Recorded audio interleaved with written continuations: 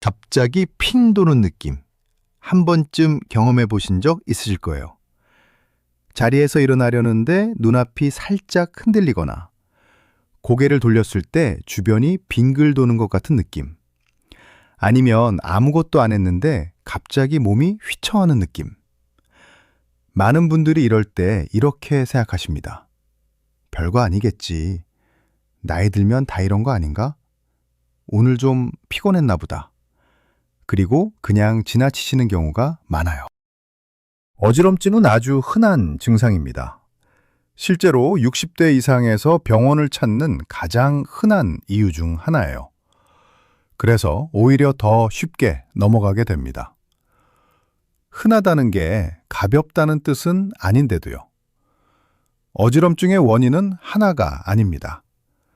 피곤하거나 수분이 부족해서 오는 어지럼이 있고, 혈압 변화에서 오는 어지럼이 있고, 귀 안쪽 균형기관에서 오는 어지럼도 있어요. 그리고 뇌에서 신호를 보내는 어지럼도 있습니다.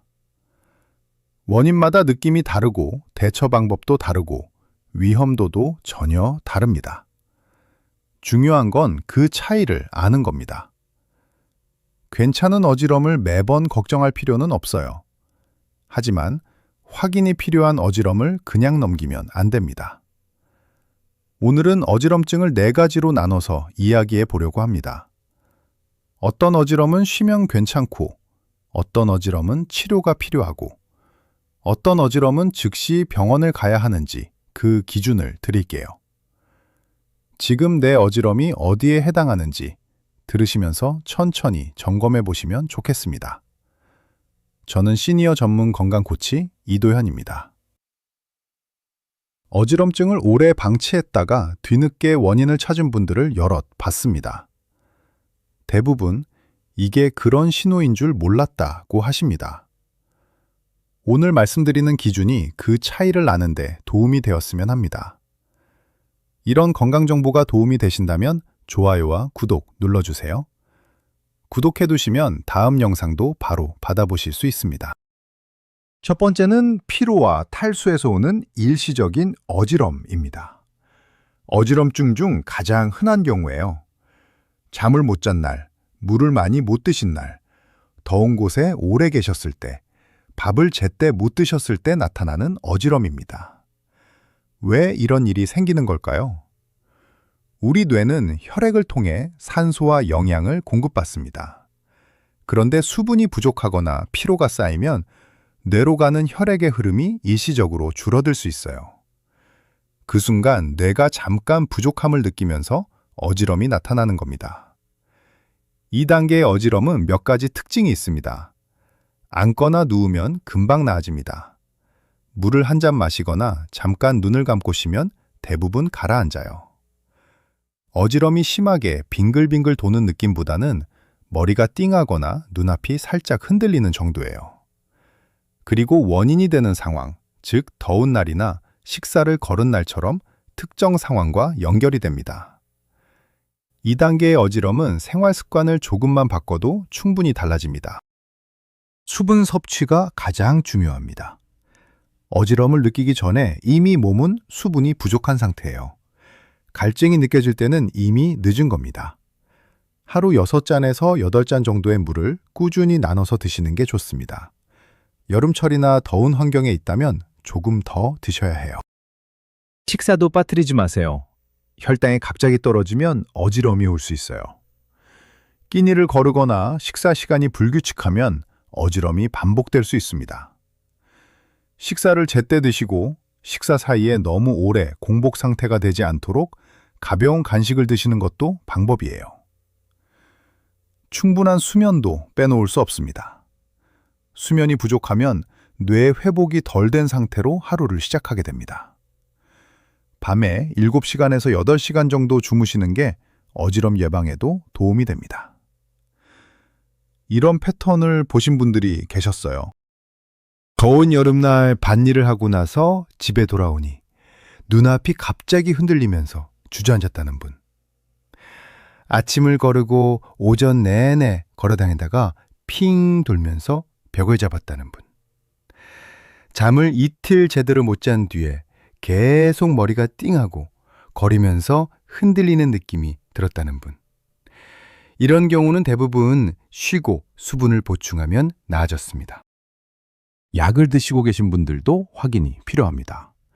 혈압약이나 당뇨약, 수면제 등 일부 약은 어지럼을 부작용으로 일으킬 수 있어요. 새로 약을 시작했거나 용량이 바뀐 뒤에 어지럼이 생겼다면 담당 선생님께 꼭 말씀드리세요. 날씨도 영향을 줍니다. 더운 날씨에는 몸이 열을 식히려고 피부 쪽 혈관을 넓히는데 이 과정에서 뇌로 가는 혈액이 일시적으로 줄어들 수 있어요. 여름철에 야외 활동을 하다가 갑자기 어지럼이 오는 경우가 이에 해당합니다. 더운 날에는 실내에서 충분히 쉬시고 물을 평소보다 더 자주 드시는 게 좋습니다. 하지만 생활 습관을 바꿨는데도 어지럼이 반복된다면 다음 단계를 살펴봐야 합니다. 자리에서 일어날 때마다 어지럼이 반복된다면 단순 피로나 탈수가 아닐 수 있어요. 어지럼이 점점 자주 오거나 쉬어도 나아지지 않는다면 다른 원인을 확인해 보셔야 합니다. 두 번째는 혈압 변화에서 오는 어지럼입니다. 혈압과 어지럼은 깊은 관계가 있습니다.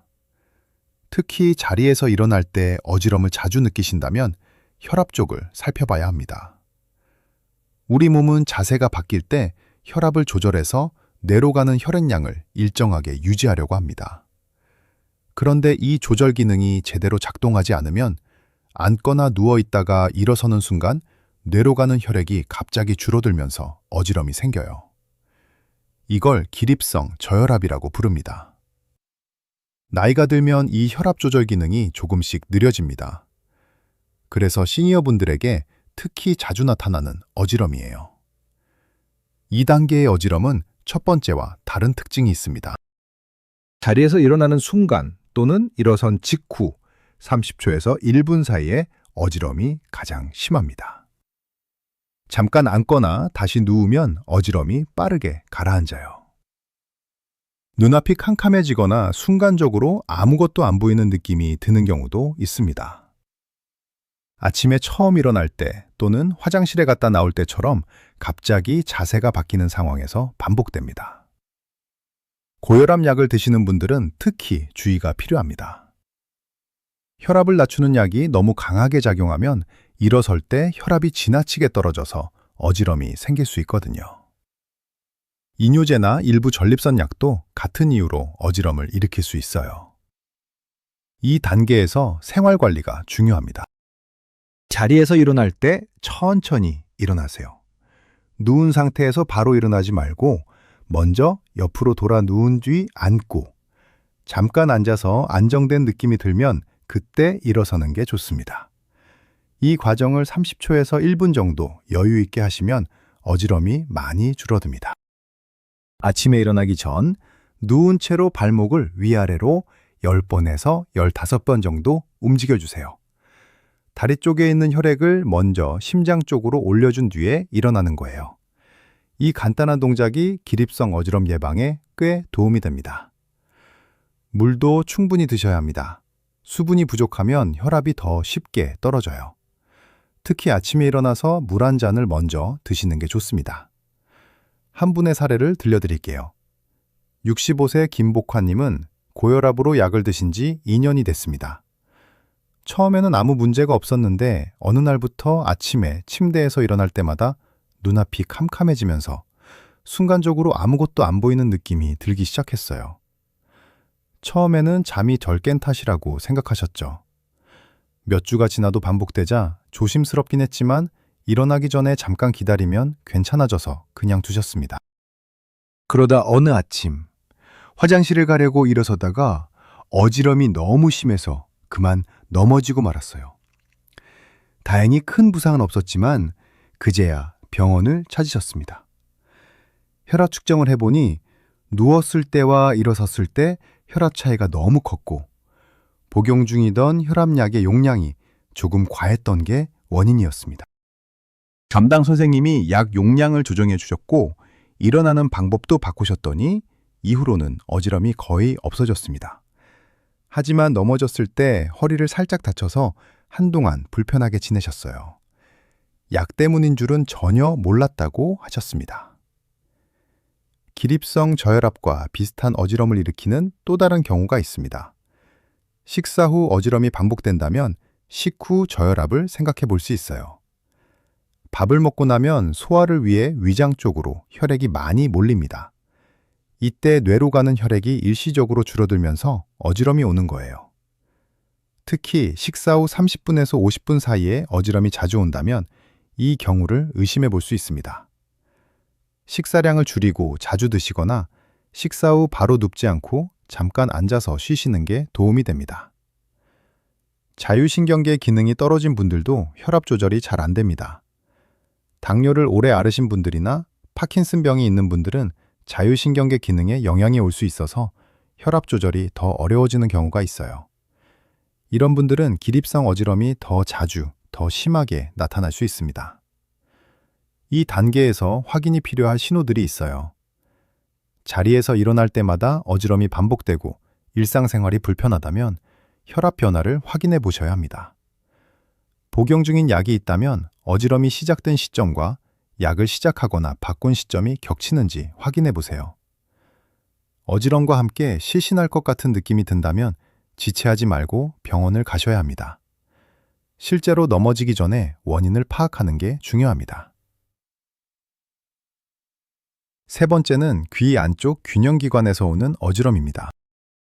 빙글빙글 도는 느낌, 세상이 뱅뱅 도는 것 같은 어지럼을 경험해 보신 적 있으신가요? 이런 종류의 어지럼은 귀 안쪽의 균형기관에서 오는 경우가 많습니다. 우리 귀 안쪽 깊은 곳에는 전정기관이라는 구조가 있습니다. 이 기관이 몸의 기울기와 움직임을 감지해서 뇌에 전달하고 뇌는 그 정보를 토대로 우리가 균형을 잡도록 도와줍니다. 그런데 이 균형기관에 문제가 생기면 실제로는 가만히 있는데 뇌가 몸이 움직이고 있다는 잘못된 신호를 받게 됩니다. 그 결과로 심하게 빙글빙글 도는 어지럼이 나타나는 거예요. 이 중에서 가장 흔한 것이 이석증입니다. 귀 안쪽에 있어야 할 작은 돌멩이 같은 입자들이 제자리를 벗어나서 균형기관을 잘못 자극하는 거예요. 2단계의 어지럼은 앞에 두 가지와 느낌이 확연히 다릅니다. 세상이 빙글빙글 도는 것 같은 강한 어지럼입니다. 머리가 띵한 정도가 아니라 정말로 주위가 도는 것 같은 느낌이에요. 특정 자세에서 심해집니다. 고개를 뒤로 젖히거나 옆으로 돌리거나 누웠다가 일어날 때 갑자기 심해지는 경우가 많아요. 어지럼이 나타났다가 30초에서 1분 정도 후에 가라앉는 경우가 많습니다. 메스꺼움이나 구토가 함께 오기도 해요. 귀가 먹먹하거나 귀에서 소리가 나거나 귀가 꽉 찬 느낌이 함께 오는 경우도 있습니다. 이런 패턴을 경험하신 분들이 계셨어요. 아침에 일어나려는데 갑자기 천장이 빙글빙글 돌아서 도저히 일어날 수가 없었다는 분. 차를 타고 가다가 고개를 오른쪽으로 돌리는 순간 갑자기 어지럼이 와서 깜짝 놀랐다는 분. 미용실에서 머리를 감으려고 고개를 뒤로 젖혔다가 주변이 빙글 돌면서 메스껍고 식은땀이 났다는 분. 이런 경우는 귀 안쪽 균형기관 문제를 의심해 볼 수 있습니다. 이석증은 치료가 가능합니다. 이석정복술이라고 하는 검사 겸 치료가 있어요. 의사 선생님이 머리를 특정 방향으로 천천히 움직여서 제자리를 벗어난 입자들을 원래 위치로 돌려보내는 방법입니다. 어렵게 들리지만 간단한 시술이고 한두 번으로 크게 나아진 경우가 많아요. 집에서 직접 하는 자세 교정법도 있지만 처음에는 반드시 이비인후과나 신경과에서 정확한 진단을 받고 시작하시는 게 좋습니다. 자칫 잘못된 방향으로 하면 오히려 더 나빠질 수 있거든요. 귀 안쪽 균형기관 문제에는 이석증 외에 메니에르병도 있습니다. 메니에르병은 귀 안쪽에 액체가 과도하게 차면서 생기는 병이에요. 심하게 빙글빙글 도는 어지럼이 갑자기 오고 그 어지럼이 20분에서 수시간씩 지속되는 게 특징입니다. 어지럼이 있는 동안 메스꺼움과 구토가 함께 오기도 해요. 귀가 먹먹하고 귀에서 낮게 울리는 소리가 나고 청력이 떨어지는 느낌이 함께 오는 경우가 많습니다. 이런 증상이 반복된다면 이비인후과에서 정확히 확인받으셔야 합니다. 전정신경염이라는 경우도 있어요. 귀 안쪽에 균형신경에 염증이 생기는 건데 갑자기 심한 어지럼이 오고 며칠에서 일주일 이상 지속되는 경우가 있습니다. 증상이 강하게 오는 편이라 일상생활이 거의 불가능한 경우도 있어요. 이 경우도 혼자 참고 버티는 것보다 병원에서 치료를 받는 게 훨씬 빠르게 회복됩니다. 2단계에서 병원을 가야 하는 신호가 있습니다.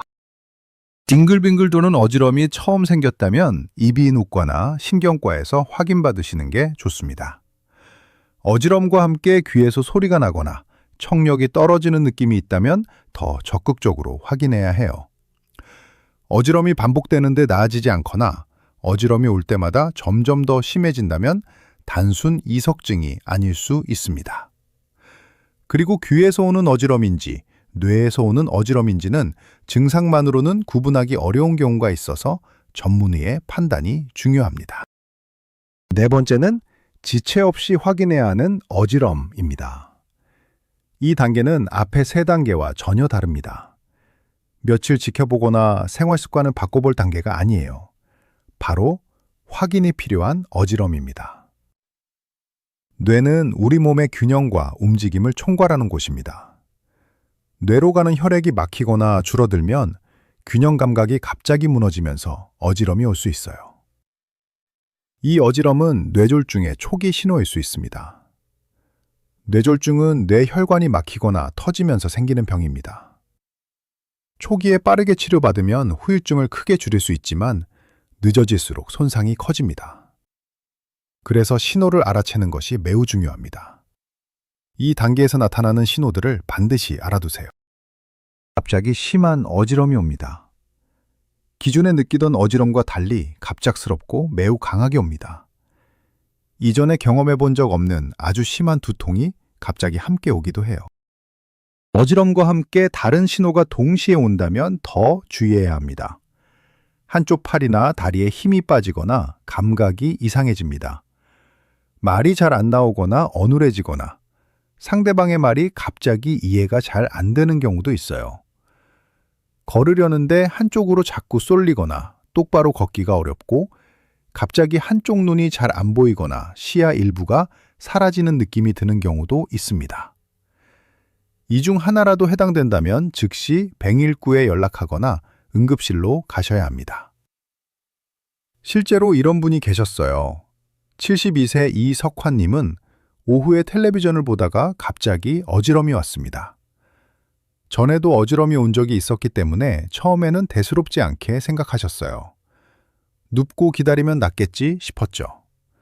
그런데 어지럼이 가라앉지 않으면서 일어서려는데 왼쪽으로 자꾸 몸이 기울어졌습니다. 물을 마시려고 컵을 들었는데 손에 힘이 잘 안 들어갔고 가족에게 뭔가 말하려는데 말이 제대로 안 나왔어요. 그제야 가족이 이상함을 느끼고 바로 119에 연락했습니다. 병원에서 확인하니 뇌 혈관이 막혀 있는 상태였어요.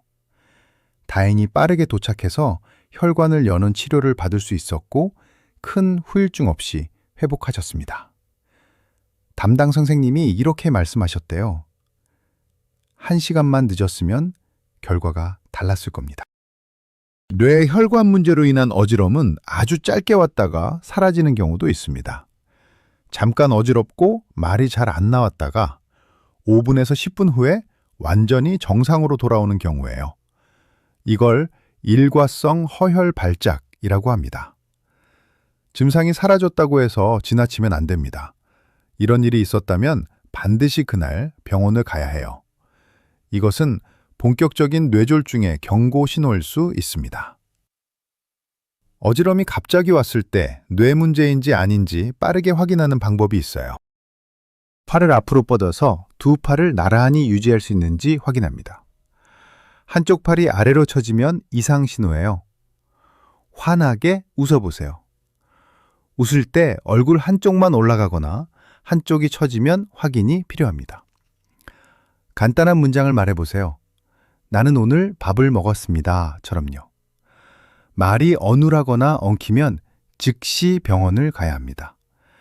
이 세 가지 중 하나라도 이상하다면 지체하지 마세요. 오늘 어지럼증을 4가지로 나눠서 살펴봤습니다. 각각을 한 줄씩 다시 정리해 볼게요. 첫 번째, 피로와 탈수에서 오는 일시적인 어지럼. 쉬고 수분을 보충하면 대부분 가라앉습니다. 두 번째, 혈압 변화에서 오는 어지럼. 자리에서 일어날 때 반복되고 천천히 일어나는 것만으로도 많이 줄일 수 있습니다. 세 번째, 귀 안쪽 균형기관에서 오는 어지럼. 빙글빙글 도는 느낌이 강하고 자세를 바꿀 때 심해지며 치료가 가능합니다. 네 번째, 뇌가 보내는 신호. 갑작스럽고 강하게 오며 팔 힘 빠짐, 말 어눌함, 보행 이상이 함께 온다면 즉시 응급실입니다. 지금 내 어지럼이 어느 단계인지 기준을 한 번 더 정리해 드릴게요. 첫 번째 단계는 쉬면 나아지고 원인이 되는 상황이 명확합니다. 수분 섭취와 규칙적인 식사, 충분한 수면으로 개선해 보세요. 단, 반복되는데 나아지지 않는다면 다음 단계를 살펴봐야 합니다. 두 번째 단계는 자리에서 일어날 때마다 반복된다면 혈압 확인이 필요합니다. 복용 중인 약이 있다면 담당 선생님께 어지럼 증상을 말씀드리세요. 넘어질 위험이 있으니 일어나는 방법부터 바꾸시는 게 우선입니다. 세 번째 단계는 처음 경험하는 빙글빙글 도는 어지럼이라면 이비인후과나 신경과에서 먼저 확인받으세요. 자가치료보다 정확한 진단이 먼저입니다. 네 번째 단계는 즉시 119에 연락하거나 응급실로 가셔야 합니다. 판단을 미루지 마세요. 오늘 말씀드린 내용을 바탕으로 지금 내 어지럼이 어느 단계인지 스스로 확인해 볼 수 있는 3가지를 말씀드릴게요. 첫째, 어지럼이 오는 상황을 확인하세요. 자리에서 일어날 때마다 온다면 두 번째 단계, 특정 자세에서 빙글빙글 돈다면 세 번째 단계를 의심해 보세요. 둘째, 어지럼과 함께 오는 다른 증상이 있는지 확인하세요. 팔 힘 빠짐, 말 어눌함, 한쪽 시야 이상 중 하나라도 있다면 네 번째 단계입니다. 바로 응급실로 가세요. 셋째, 어지럼이 반복되는 주기를 확인하세요. 일주일에 2번 이상 반복된다면 어떤 단계든 병원에서 원인을 확인하는 게 안전합니다. 어지럼증은 가장 흔한 증상 중 하나입니다. 하지만 흔하다는 것이 가볍다는 뜻은 아니에요. 대부분은 충분히 관리가 되지만 일부는 몸 안에서 보내는 중요한 신호입니다. 어지럼은 가볍게 시작되고 혈관은 조용히 좁아지고 뇌는 반드시 먼저 신호를 보냅니다. 그 신호를 알아채는 사람이 지킬 수 있습니다. 이 영상이 도움이 되셨다면 구독과 좋아요는 영상 제작에 큰 힘이 됩니다. 끝까지 시청해 주셔서 감사합니다. 건강한 하루 되세요.